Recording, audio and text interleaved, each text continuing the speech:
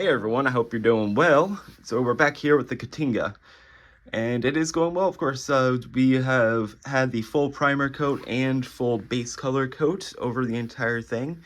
It is if I remember right, to me, a dark gray, green, something like that. It's going to be a lot more gray by the time it's done. I'm going to do a few layers of different grays over this to tone down the green and get it more of a natural, like, whole color look, unless like the studio model. And some of the detail panels are certainly coming on now too, but and then the mess of wires with the circuit board in there. One thing that I got a request for this one was to add battle damage, and pretty excited about that one. So we actually did one yesterday, which you can see right here. All done with the Dremel and then sanded down a bit. It's awesome. I'm loving it. Pretty much I use, with the Dremel, I have two grinding tools they use. One is rounded edge, and that's how I kind of get that center part of it, the center like whole circle part. Grind that down a bit, get some depth to it, and then I have another grinding tool that has a hard like 90-degree edge on it. Kind of do that on its side, and that's how I get the spikes coming out of it. That is, like kind of like the hole breaking off. Trying to get a phaser fire or torpedo hit effect on it. I think come out pretty cool. So you do that, then you sand it down, then cover it back up with the primer and the base coat, and then you're done. You got that. This will be later after the model's all painted and stuff, but I'm going to use some blacks and soots and grays and things like that to get all over that. Just, kind of some blacks here, some black and soots coming out from it, kind of over the edge of the spikes coming out to get it, it'll be a little bigger and a little more depthful. Some like scarring and burnt damage kind of stuff. It's gonna look pretty sweet, but it's gonna look like this for now, just the actual hole damage part.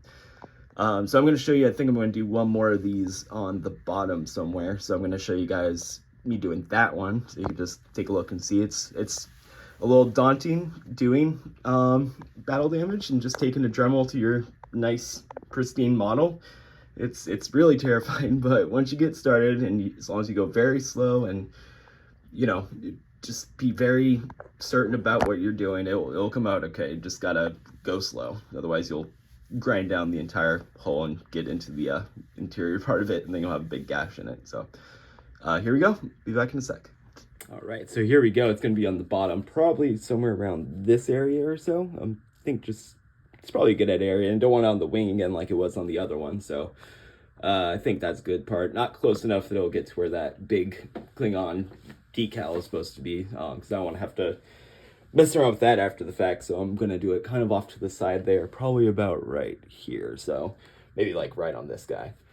So the first one is this one, this actual piece of grinding tool. As you can see, it's got a rounded edge.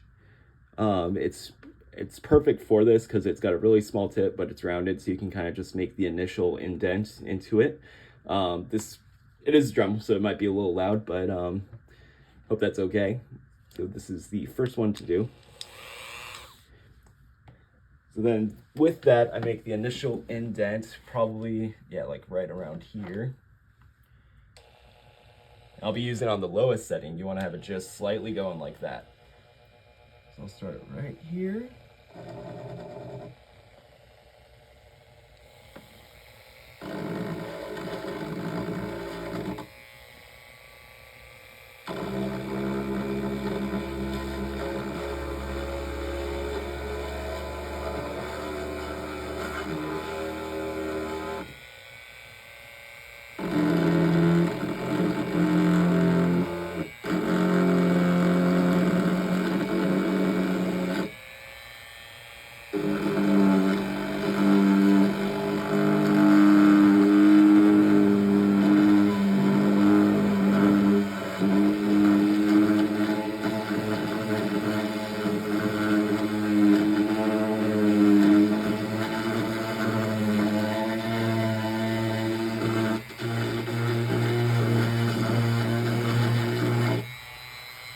Just slowly take away the layers. I even got a big gash right there now. It's kind of fun to do it at these panel lines because it gives it more depth how the actual panel is being broken apart as well. So it's kind of fun to do that, but here, just keep going a little more.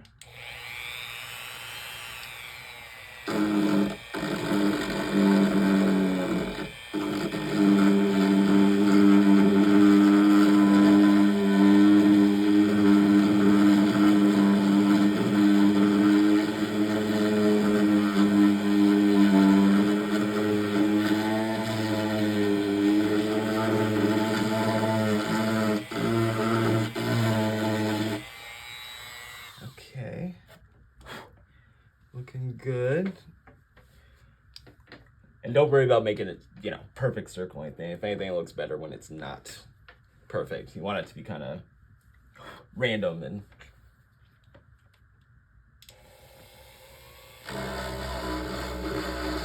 okay, so I'll stop with that initial hole right there. So after that, I'm going to take out this guy here. We will come back to him. Next guy we got is here. So this is another grinding tool, same thing, except you can see at the top it's actually got a flathead at the top, and that means that there's a nice 90-degree almost angle right around it. So this one we're going to kind of go off to the side. This is the one that we're going to use to actually make the kind of lightning bolty kind of edges coming out of the main circle, kind of like the hole is coming apart. This one you'd be very slow with. This thing can cut right through it really easily. So let's see. Hopefully you guys can see this.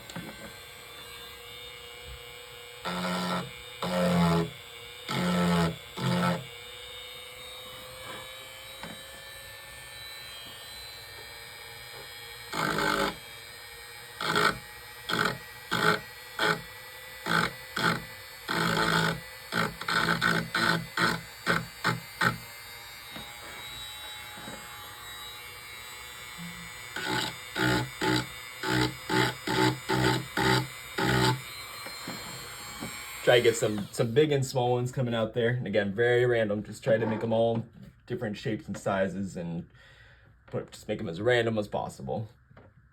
But also try to show restraint. Don't go too crazy with it.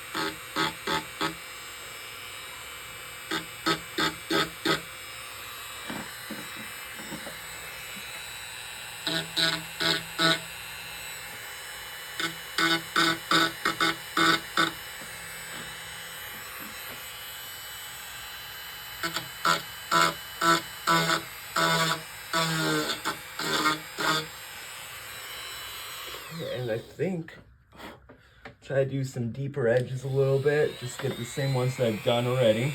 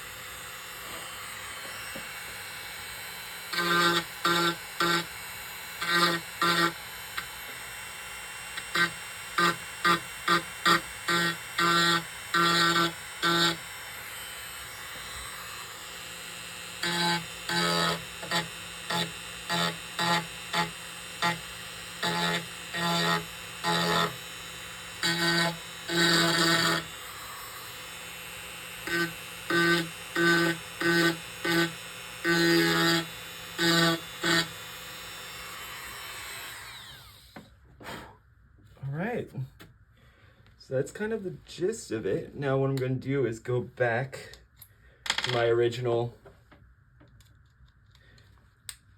kind of blunt edge one. I'm going to go in and clean up the middle part a little bit, just kind of break it down.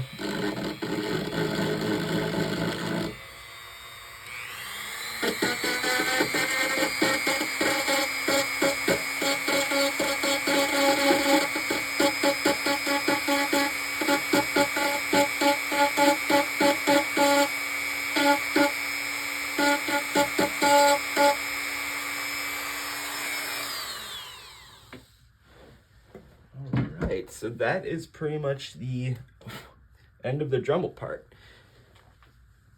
So you can kind of see there, it's got a big gash. It's definitely what we want. It's gonna look awesome. So now what I have to do is go and get my sanding sponge. So I'll be right back. Okay, so I got this since 600 grit sanding sponge. I don't need anything too coarse because I'm just trying to clean up this area, but this sanding sponge worked nice for the top part. You just want to kind of clean up this area, break down any of the melted plasticky pieces that you don't want in there anymore.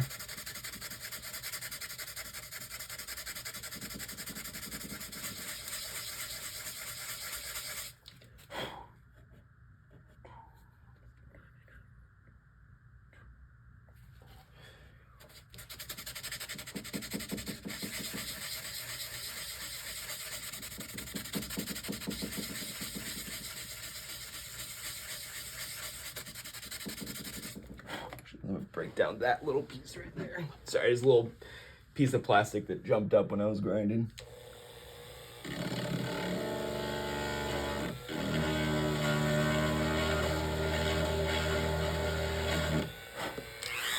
Yeah, that's better. Okay.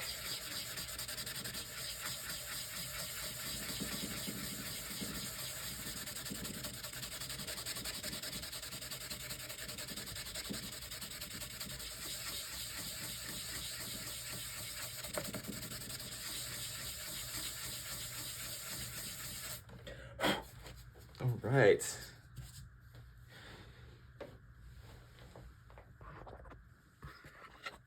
All right, so that is pretty much it. There it is. You got a nice depth in the center, and then you got the spikes coming out of it. I might lower the center part a little bit more to get it a little deeper, so it's not the same depth as the spikes are, but just slightly.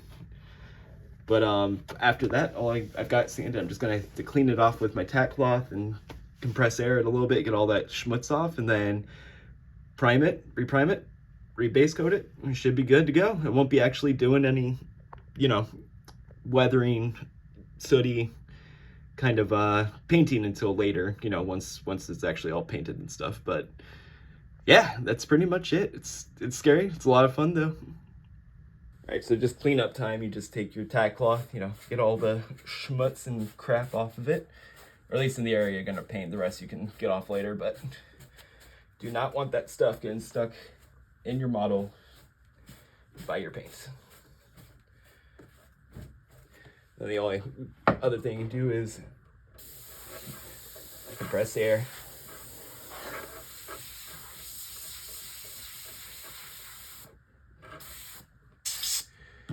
All right, so I've been using the Mr. Hobby Mr. Servicer 1000, just in gray. Okay.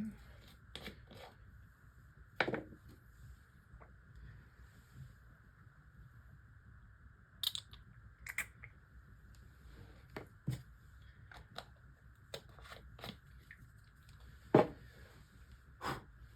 right, so now you just want to, now we're just going to prime the area.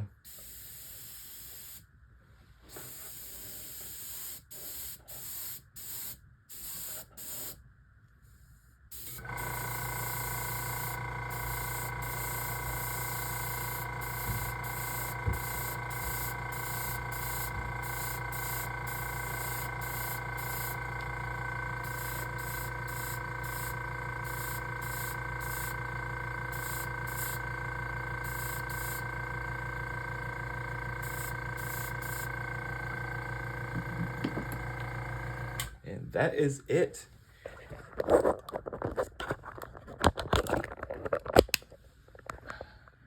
Just gotta let that paint dry now, of course. I'm not gonna show you that though. There you go, there's your torpedo shot. Let me know if you have any questions about this. It's a lot of fun. It's very daunting at first, but it's actually not so bad. So yeah, I'll show you the other one again. That is eventually going to look like that once I get the base coat on there, but I gotta let it dry for a bit. And then, like I said, add soot, grays, blacks, all that for the weathering afterwards, and then you're done. Thank you so much, everyone. Let me know if you have any questions. Bye.